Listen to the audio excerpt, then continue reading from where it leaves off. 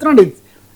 నీ వల్ల ఒక ప్రాణాలు పోయాయని సిట్ ఆరోపిస్తుంటే మీ విచారణ వల్ల నా ప్రాణాలకు ముప్పు అని మీరు అంటుంటే, ఈరోజు వైసీపీ వాళ్ళకి సంబంధించిన మీడియా అది కూడా నా ప్రాణాలకు ముప్పు అన్నదాన్ని చాలా హైలైట్ చేసి ఎవరి వల్ల ముప్పు దీని మీద వాళ్ళు పెడుతున్నారు. ఇంకా రెండవది మరో ఇద్దరు కూడా అరెస్ట్ అయ్యారు. ఆ విచారణ అది సాగుతుంది. కోర్టు ఏం చెప్తుంది, రిమాండ్కి ఇస్తుందా లేదా? ఎందుకంటే ఇది కేసును బలపరిచే విధంగా ఉంది కదా సిఐ మాట్లాడే విధానం. నన్ను వేధిస్తారు, నన్ను చేస్తారు, అసలు నా ప్రాణాలకే ముప్పు అంటే ఇంకొక విధంగా రాష్ట్రంలో పరిస్థితికి ఇది ఒక ఇంత ఫోకస్ ఇంత పబ్లిక్ గేజ్లో ఉన్న మిమ్మల్ని ఎలా చేస్తారు లాంటి ప్రశ్నలు వస్తాయి. ఇప్పుడు క్రాంతి విషయానికి వస్తే అదే అతని వీడియో నాది చాలా బాధాకరమైన నా చావు కారణం కృష్ణలింగ శ్రీనారాయణ గారు. ఓకే, నేను మాది బాధాకరమైన ఘటన వాస్తవానికి. సోషల్ మీడియాలో అట్లాంటివి అప్పుడప్పుడు.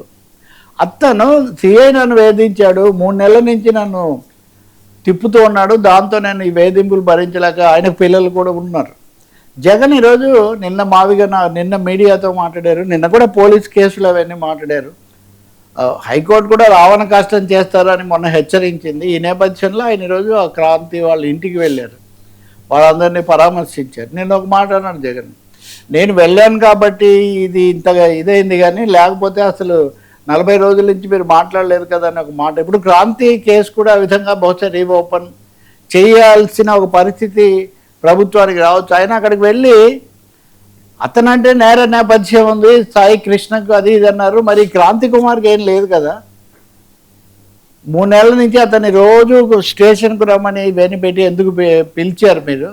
అంతకుముందు ఒకవేళ ఏమైనా కేసులు అవి ఉంటే అవి ఇదే ఉండొచ్చు. మీరు అంతగా వేధించేసరికి అతను ప్రాణాలు తీసుకున్నాడు. ఇక్కడ దళిత కుటుంబం మనం చూసాం కదా, కొలిగపూడి శ్రీనివాస్ కూడా టీడీపీ శాసనసభ్యుడు కూడా వెళ్ళి విచారించాడు. వీళ్ళ నాన్న కూడా ఐ థింక్ పల్లెపోగు వెంకటేశ్వరరావు అనుకుంటా, ఆయన కూడా దళిత ఉద్యమం వీటిలో ఉంటారు. అలాంటి చోట చాలా పేదరికంలో ఉన్న కుటుంబము, స్పష్టమైన కేసులు ఏమీ లేవు, అటువంటి అతన్ని చేసి ఇది కూడా బయటకు వచ్చి వీడియో చాలా రోజులైంది, కానీ ఆ వీడియోని ఇంతకాలం చేయలేదు. సాయి కృష్ణ కేసు వల్ల అది బయటకు వచ్చింది. కాబట్టి జగన్ ఇక్కడ చెప్తుంది, పోలీస్ స్టేషన్లలో ఈ ఘటనలు చాలా పెరిగిపోతున్నాయి. ఇప్పుడు మీరు 10 నెలల ఫుటేజే లేదు ఆ స్టేషన్లో అంటే 10 నెలల్లో ఎన్ని జరిగి ఉండాలి? ఇప్పుడు ఈ కేసులో ఇందాక మనం విచారించిన కోర్టులో సిట్ ఇచ్చిన దాంట్లో అది కూడా ఉంది. 2 కానిస్టేబుళ్ళు మొత్తం సీడీలే మార్చేశారంట.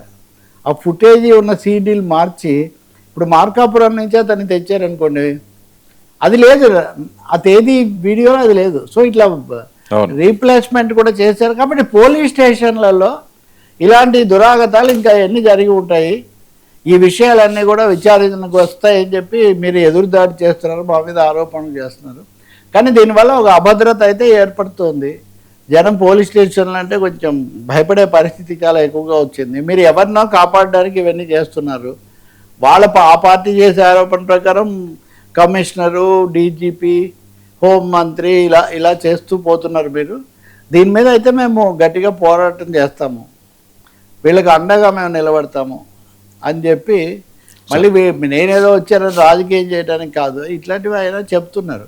కాబట్టి I think Kranti Kumar case తీసుకోమని దళిత సంఘాలన్నీ ఒక రౌండ్ టేబుల్స్ కూడా పెట్టి అడిగాయి.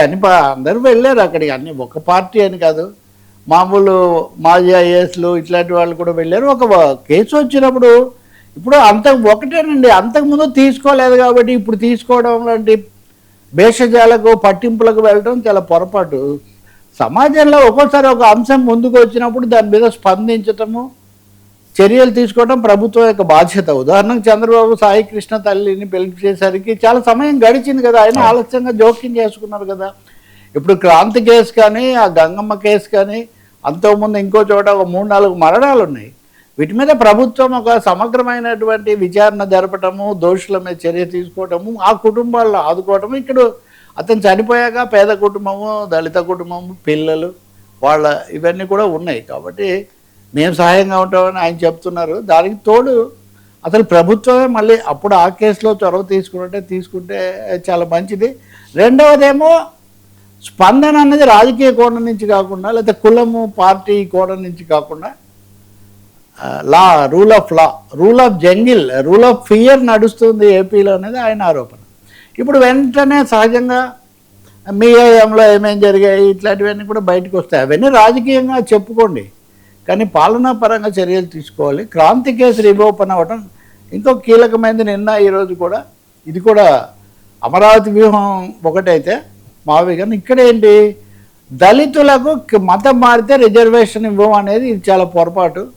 ఎందుకు ఇవ్వరు, మతం మారితే ఏమైంది, దాని మీద ఇంకా జాతీయ స్థాయిలో బాలకృష్ణన్ విచారణ జరుపుతుండగానే ఇక్కడ అది అయిపోయింది అన్నట్టుగా వ్యవహరిస్తున్నారు, వాళ్ళ తరఫున మాట్లాడటం లేదు అంటే ఒక విధంగా దళితులకు సంబంధించిన అంశాల మీద మరింత ఫోకస్ పెట్టాలి అన్నది కూడా జగన్మోహన్ రెడ్డి స్టాండ్లో ఉంది తీసుకున్నట్టుగా అది కూడా కనిపిస్తుంది.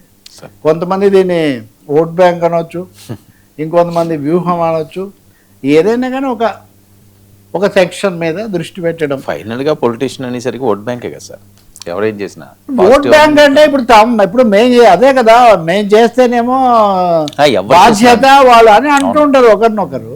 అంటే కొన్ని సెక్షన్స్ దగ్గర చేసుకోవటం, తర్వాత ఓట్లు అప్పటి ఇప్పుడు ఒక చిన్న ఘటన చాలండి. ఈ రోజుల్లో మీరు చాలా చేసినా ఒక రోజు అది మీరు ఇచ్చారా లేదా దాని మీదే ఉంటుంది. ఇది కూడా రాజకీయం కూడా అంతే. కానీ విషయం అయితే కాజ్ అయితే తప్పు కాదు కదా, అక్కడ వస్తుంది అది సమస్య. There is a death, there is a video, there is some persecution and there is support, wide social support. అటువంటిప్పుడు నిజానికి ఇప్పటికే కూటమి చంద్రబాబు పవన్ కళ్యాణ్ స్పందించి ఉంటే బాగుండేది ఇప్పటికైనా. ఇప్పుడు మళ్ళీ ఏంటి, ఇప్పుడు వాళ్ళకు మళ్ళీ జగన్ వెళ్ళాడు స్పందించారు, ఆయన వెళ్తేనే చూడాలని వీళ్ళకు, లేకపోతే నేను వెళ్ళిన తర్వాతే చూశారని ఆయనకు. నిజానికి దళిత సంఘాలు ఎప్పటి నుంచో ఆందోళన చేస్తున్నాయి ఈ విషయంలో. నేను చెప్పే కదా మీకు, మన రౌండ్ టేబుల్ కూడా వాళ్ళు జరిపారు ఇప్పటికి 2-3 సార్లు, కేవీపీఎస్ కానీ లేకపోతే ఇతర దళిత సంఘాలు కానీ. కాబట్టి ఇప్పటికైనా మేల్కోవటం మంచిది, బెటర్ లేట్ దాన్ నెవర్ అన్నట్టుగా చేయటం చాలా మంచిది. ఇది రెండు ఒక కాంబినేషన్ అవుతాయి. మొన్న అంతకుముందు సాగుతున్నది సార్ పవన్ సోషల్ వారు, హైకోర్టు హెచ్చరికలు, రావణ్ శ్రవణ్ కేసులు. సార్ పవన్ కళ్యాణ్ నిన్న వాళ్ళ పార్టీ సమావేశంలో అది కూడా నిజానికి ఒక రాజ్యాంగ సమస్య. ఆయనేమో వాళ్ళ పార్టీ 25 నియోజకవర్గాలు ఎలా ఫోకస్ పెట్టాలి, అభ్యర్థులు అవన్నీ మాట్లాడుతున్నారు. వెనకేమో ప్రభుత్వ చిహ్నం కూడా చాలా టేబుల్, జనసేన గుర్తుంటే ఏ సమస్య లేదు కానీ అది ఉంది. బహుశా అన్ని కలిసి వచ్చాయని తెలియదు కానీ ఆయన ఒక సుదీర్ఘమైన సోషల్ మీడియాకి సంబంధించి భావ ప్రకటన స్వేచ్ఛ అన్నదానికి కూడా పరిమితులు ఉన్నాయి. విమర్శలు ఇవన్నీ కూడా చేయొచ్చు కానీ మీరు వ్యక్తుల మీద మతాలను గాయపెట్టే లేకపోతే మత భావాలను చేసేవి లేకపోతే దుర్భాషలు ఇట్లాంటివి చేస్తే మటుకు మేము సహించేది లేదు. వీటి మధ్య ఎలాంటివి కూడా రాకూడదు. వీటి మీద మేము గట్టి చర్యలు తీసుకుంటాము. దీనికోసం ఒక టాస్క్ ఫోర్స్ ఏర్పాటు చేస్తాము, సోషల్ మీడియా మిస్యూజల్ దుర్వినియోగం అనేది ఆపడానికి అని చెప్తున్నారు. ఆయన చాలాసేపు చెప్పారు. ఒక విధంగా ఆగ్రహం ఆవేశం కూడా కనపడ్డాయి. దానికి తగినట్టే అక్కడ